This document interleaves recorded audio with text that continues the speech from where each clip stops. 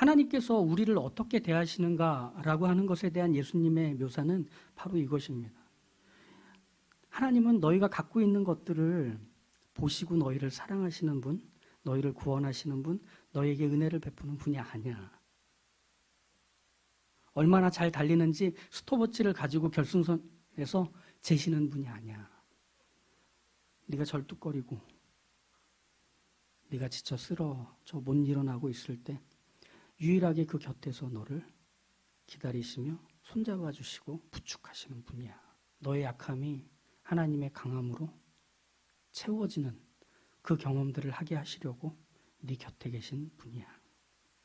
은혜라고 하는 건 이렇게 길가 같고 돌밭 같고 가시덤불일 수밖에 없는 나에게 아낌없이 또 멈춤 없이 뿌려지는 하나님의 사랑, 그분의 호의, 그분의 발맞춤입니다. 왜냐하면 하나님은 우리의 아버지이시기 때문에 그렇습니다.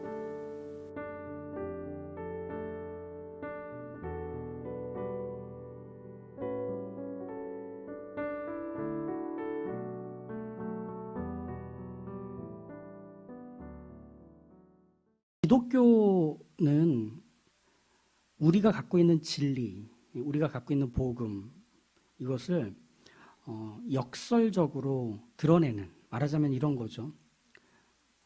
생명이 무엇인지를 드러내기 위해서 죽는 겁니다. 이게 바로 역설이겠죠. 기독교에서 말하는 사랑, 기독교에서 말하는 은혜, 생명, 구원, 이런 것들은 세상에서 본 적이 없는 것들이에요.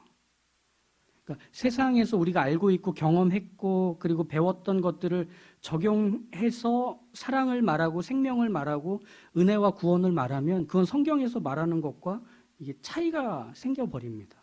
그러다 보니 세상이 알고 있는 것들을 오히려 뒤집어서 역설로 그 사랑이 뭔지, 은혜가 뭔지, 생명이 뭔지를 전하고 가르치는 독특한 방식을 취합니다. 예수님이 이 비유로 말씀하시는 모습도 말하자면 그런 역설을 동원해서 하나님 나라의 비밀, 또 하나님이 누구신지를 소개하시기 위해 사용하신 그 방식이라고 이해하시면 좋을 것 같습니다. 그래서 아이러니라고 얘기했잖아요.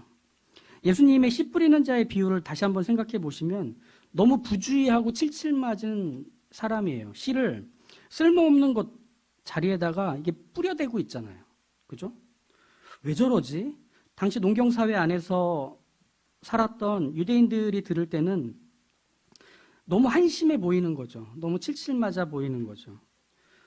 오히려 예수님의 이 씨 뿌리는 자의 비유는 그들의 상식 속에서, 그들의 어떤 경험 속에서는 그러니 너희들도 조심해라. 30배, 60배, 100배의 결실을 맺고 싶다면 씨를 아무데나 흘리지 않도록 가슴팍에 꽉 안고 그 씨가 뿌려질 땅으로 가서 파종을 해라. 그게 성실하게 사는 삶이며 그게 효율적인 삶이며 그게 인간답게 살아가는 아름다운 덕이다. 뭐 이렇게 가르치는 게 자연스럽고 모두가 다 수긍할 수 있는 내용이 될 텐데 예수님은 그걸 이렇게 뒤집어 놓으셔서 말씀하시는 겁니다. 성실하고 상식적이고 도덕적이고 그리고 성과주의적이고 효과적인 방식으로는 길가, 돌밭, 가시덤불에는 씨가 뿌려질 수 없는 것입니다. 절대로. 바르지 않아 보이는, 이해가 안 가는, 상식적이지 않은 이 씨 뿌리는 자를 통해서 비로소 길가와 돌밭과 가시덤불에 씨가 뿌려질 수 있었던 거예요. 이게 바로 역설입니다. 예수님이 하나님 나라의 비밀을 말씀하시기 위한 강렬한 표현 방식, 논리 방식이었던 거죠.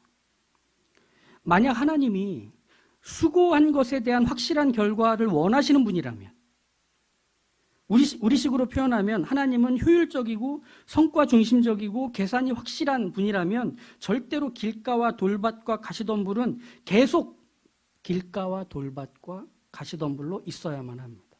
왜? 거기서는 나올 게 없잖아요. 그런데 그런 하나님이십니까? 아니죠. 예수님이 소개하고 싶은 하나님이 바로 그 모습입니다. 그 그렇지 않으신 하나님이니까 하나님이 너희에게 은혜를 주시는 거 아니야? 너희를 구원하시는 거 아니야? 너희의 곁을 지키시는 건 아니야? 이 얘기를 하고 싶으신 거예요. 바로 그 이야기를 듣는 사람들이 길가였고 돌밭이었고 가시덤불이었던 거죠. 자신들은 그렇게 생각 안 했을지 몰라도.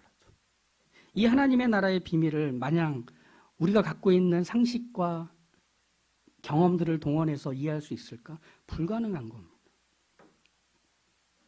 우리가 사는 세상은 어떻습니까? 수고한 사람에게는 그에 걸맞는 보상이 돌아가는 원리가 있는 곳입니다. 정직한 사람에게는 기준과 가치, 또 그것을 지켜간 것에 대한, 또 그의 정직으로 인해서 누군가의 결백을, 또 안전을 지켜준 것에 대한 그의 헌신에 대해 박수를 받고 존중받는 바로 그런 곳입니다.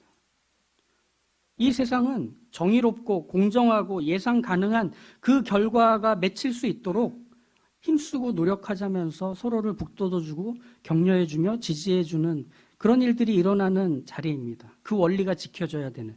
이게 우리가 어릴 때부터 전래동화를 통해서 또 디즈니 만화를 통해서 배워왔던 거 아닙니까? 권선징악, 인과응보. 우리가 늘 배워왔던 거잖아요. 나쁜 놈은 반드시 처단당한다. 착하게 살면 반드시 하늘로부터 보답을 받는다. 그죠? 네가 시작한 거에 대한 결과, 네가 선택한 거에 대한 결과는 반드시 네 손에 들어오고 네가 마주할 수밖에 없다. 말하자면 이런 것들. 그러니 어떻게 살래? 이게 우리가 살아가는 세상에서 만들어진 원리 아닙니까? 그리고 그 원리 안에 모두가 다 동의하며 따라가고 살지 않습니까? 근데 하나님 나라는, 또 하나님은 그런 방식으로 일하시는 분이 아니더라는 겁니다. 네가 이렇게 했으니까 너는 복을 받는 거야.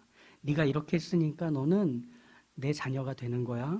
그리고 나의 통치와 나의 다스림 안에서 안전하고 문제없이 풍요롭게 살게 되는 거야.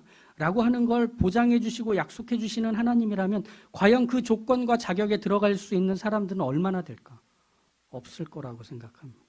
그러다 보니 자신의 약함, 자신의 한계, 그리고 자신이 갖고 있는 사람들에게 들키면 안 되는 그 부끄럽고 민망한 것들을 감추기 위해 사람들이 행동하며 계획하며 또 실현하는 방식은 무엇이냐면 내 한계와 내 약함과 내 약점들을 감추기 위해 상대방의 약점과 가난함과 결핍 그리고 그의 못나음을 향하여 소리 지르기로 하는 겁니다. 거기에 빛을 비추는 겁니다. 우리가 살고 있는 세상은 자신의 약점, 자신의 한계, 자신의 약함, 결핍 이것들을 감추기 위해서 다른 사람의 약점과 한계와 결핍을 고발하고 비난하고 그리고 그것을 향해서 빛을 비춰서 얘 이렇게 약한 애예요, 얘 이렇게 가난해요, 얘 이렇게 못났어요 라고 하는 것들을 들춰내며 자신들을 그 뒤에 숨기는 방식으로 살아갑니다. 예수님께서 말씀하신 잘 이해가 안 가는 이 본문 21절 사람이 등불을 가져오는 것은 말 아래에나 평상 아래에 두려 함이냐 등경 위에 두려 함이 아니냐 드러내려 하지 않고는 숨긴 것이 없고 나타내려 하지 않고는 감추인 것이 없느니라. 이것은 바로 이 세상이 돌아가는 방식에 대한 예수님의 소개입니다. 우리는 누군가에게 빛을 비춰서 그의 약함과 모자름에 대해 비난하고 평가하고 판단하고 규정해버림으로 내가 갖고 있는 이 못난 것들을 감추어야만 그나마 숨쉬고 살아갈 수 있는 이게 우리가 사는 세상의 풍경이더라는 겁니다. 그러니 누가 등불을 들고 와서 그 등불을 등잔 아래에 두거나 테이블 밑에 두거나 침대 아래에다 쑤셔놓는 사람이 있더냐. 그 빛을 비춰서 그 방안이 빛으로 가득 차게 만드는 게 그 등불에 불을 붙인 이유가 아니냐. 그런데 너희들이 하는 걸 생각해봐라. 너희들은 감추기 위해서 빛을 비추더라. 숨기기 위해서 빛을 비추더라. 너희 자신이 갖고 있는 그 무능함과 한계를 인정하고 싶지 않아서 보고 싶지 않아서 다른 대상을 향하여 빛을 비추더라. 그러면서 스스로 괜찮다고 안심하더라. 나는 길가가 아니거든. 나는 돌받칠 수 없거든. 나는 가시덤불이 아니거든. 제가 길가예요. 제가 가시덤불이고 제가 돌밭이에요. 라고 말하려는 모든 사람들의 시도에 대해서 예수님이 브레이크를 거시는 겁니다. 아니, 그건 너야. 네가 못 알아듣고 있는 거고, 네가 받아들이지 못하는 거고, 네가 이게 너를 향한 얘기라는 것을 거부하는 것일 뿐이야. 침대 아래에 등불을 놔두는 것과도 같은 일을 하는 것뿐이야. 그래서 24절과 25절의 말씀은 그렇게 이어지는 겁니다. 또 너희에게 또 이르시되 너희가 무엇을 듣는가 스스로 삼가라. 너희의 헤아리는 그 헤아림으로 너희가 헤아림을 받을 것이며 더 받으리니 있는 자는 받을 것이요 없는 자는 그 있는 것까지도 빼앗기리라. 이 등불에 대한 이야기와 스스로 삼가하라는 이야기는 언뜻 서로 상관이 없는 둘로 나뉘어진 것처럼 보입니다. 게다가 씨에 대한 비유를 말씀하신 후에 뜬금없이 이 얘기를 하시는 것처럼 보입니다. 그런데 예수님의 이 말씀은 앞서서 아낌없이 씨를 뿌리시는 하나님의 은혜, 한량없는 사랑에 대한 가르침과 이어져 있는 우리 자신을 그 이야기를 듣고 있는, 보고 있는 우리를 향하여 문을 두드리며 깨어나라고 하고 있는 예수님의 외침이라고 생각을 해야 됩니다. 즉, 예수님은 자신의 약함과 한계와 결핍, 그리고 스스로 해결할 수도 극복할 수도 없는 그 문제가 있다는 사실을 인정하지 않는다면 다른 사람은 판단하고 헤아리는데 나 자신이 갖고 있는 그 한계와 부족함은 절대로 하나님 앞에서 인정하지 않는, 난 길가일 수 없지, 난 돌밭이나 가시덤불일 수 없지, 내가 한 게 얼만데. 사람은 스스로를 도울 수도 스스로를 건져줄 수도 자기 자신을 바꿀 수도 없는 존재인 것을 예수님이 고발하시는 겁니다.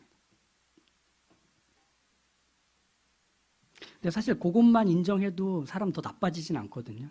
아휴, 뭐 내가 그렇지 뭐. 난 항상 이런 거에는 꼭 실수를 해. 내가 이런 문제가 늘 있어. 내가 여기엔 약점이야.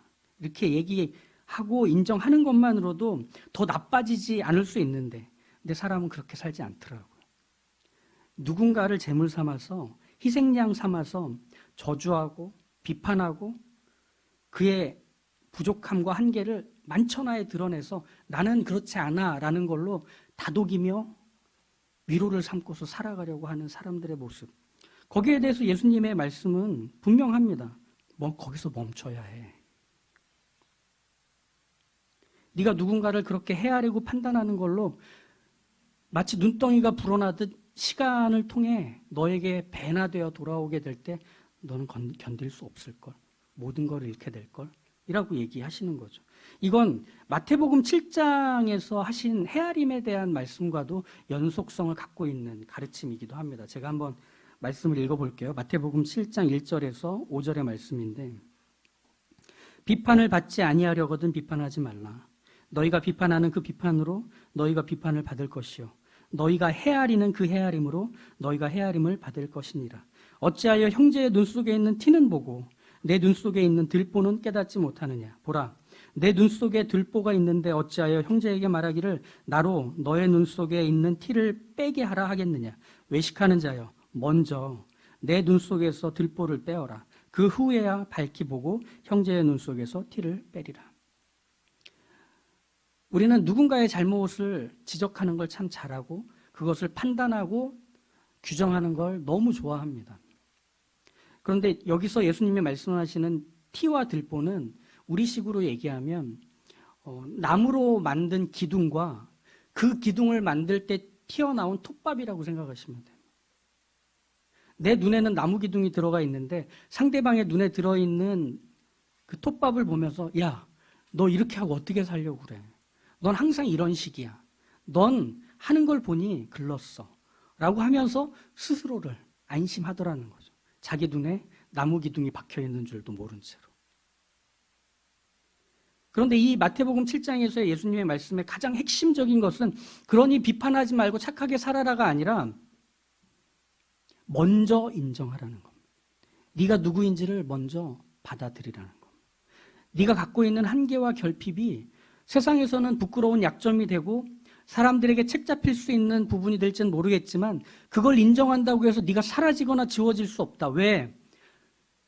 너의 그 모습이 길가일 수 있고 가시덤불일 수 있고 돌밭일 수 있겠지만 그 길가에 씨를 뿌리는 분이 계시더라는 거. 그 가시덤불과 돌밭에 여전히 멈춤 없이 씨를 계속해서 뿌리는 분이 계시다는 것. 그걸 알라는 거죠. 하나님은 그렇게 우리에게 찾아오신 겁니다. 하나님은 그렇게 당신의 아들을 우리에게 보내 하나님과의 사랑이 어떤 것인지를 확인시키신 것입니다.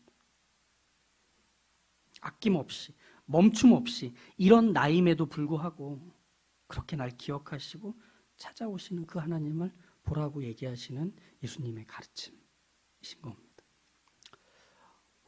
횡단보도에서 길을 건너오는데 엄마가 아이를 이렇게 부축해가지고 천천히 이렇게 걸어 가고 있는 걸 뒤에서 지켜보고 있었습니다. 그러면서 같이 혹시 몰라서 저도 천천히 이제 뒤따라 가고 있었거든요.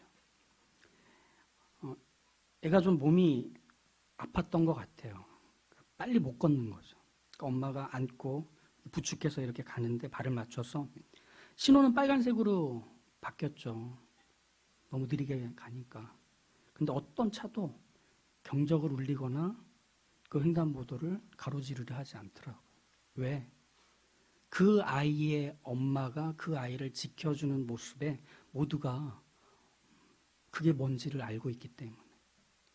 하나님께서 우리를 어떻게 대하시는가라고 하는 것에 대한 예수님의 묘사는 바로 이것입니다. 하나님은 너희가 갖고 있는 것들을 보시고 너희를 사랑하시는 분, 너희를 구원하시는 분, 너희에게 은혜를 베푸는 분이 아니야.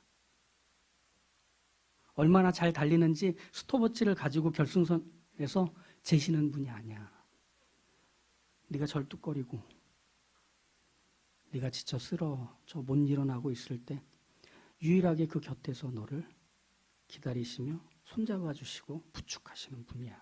너의 약함이 하나님의 강함으로 채워지는 그 경험들을 하게 하시려고 네 곁에 계신 분이야.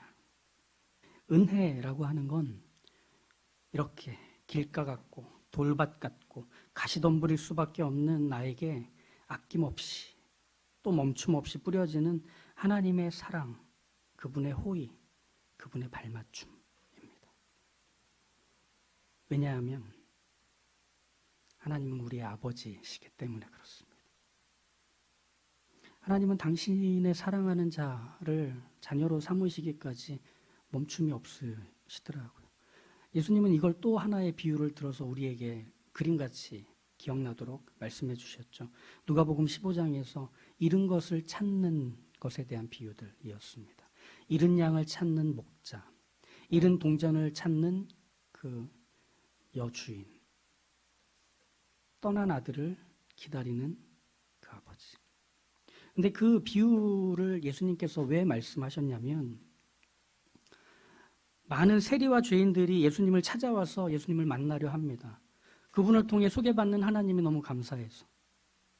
그런데 그 자리에 그 세리와 죄인들뿐 아니라 이 사람이 죄인을 영접하고 음식을 같이 먹는다라며 수군거리는 바리새인들과 서기관들이 있었죠. 그들을 향해 하시는 말씀이었습니다. 하나님은 누구신지 아니? 하나님은 너희같이 열심히 신앙생활하고 종교생활하고 그리고 열심히 무언가를 하나님을 위해서 하는 그 사람들만의 하나님일 수 없어. 하나님은 99마리의 양을 다 확인해도 그 한 마리가 없다는 사실 때문에 그 밤이 맞도록 골짜기로 산등성이로 계곡으로 뛰어다니는 바로 그 목자와 같은 분이셔. 그 동전 잃어버린 거 하나를 찾기 위해서 온 집안 비를 쓸어가며 찾아내려고 애쓰는 그 여주인 같은 하나님이셔. 자기의 재산의 반을 들고 가버린 그 아들을 동구 밖에서 기다리는 아버지로서의 하나님이셔. 왜일까요? 내가 사랑하기 때문에. 내 것이기 때문에. 상한 갈 때 꺾지 않으시는, 꺼져가는 등불을 끄지 않으시는. 왜? 그 약함이 하나님께는 부족함이나 흉으로 보이지 않는 겁니다. 내가 채워야지. 내가 일으켜야지. 내가 아낌없이 부어야지. 나의 사랑하는 자녀이기에, 나의 소유이기에. 이게 하나님이 우리를 향해 베푸시는, 보이시는 그 사랑의 모습. 이걸 예수님 자신이 소개하시는 것입니다. 그러니 기억하십시오. 우리는 먼저 우리 자신의 어떠함을 숨김없이 인정해야 합니다. 감추지 말아야 되고 피하지 말아야 되고 외면하지 않아야 할 것입니다. 근데 그게 세상에서는 흉이 되겠죠. 책 잡힐 것이 되겠죠.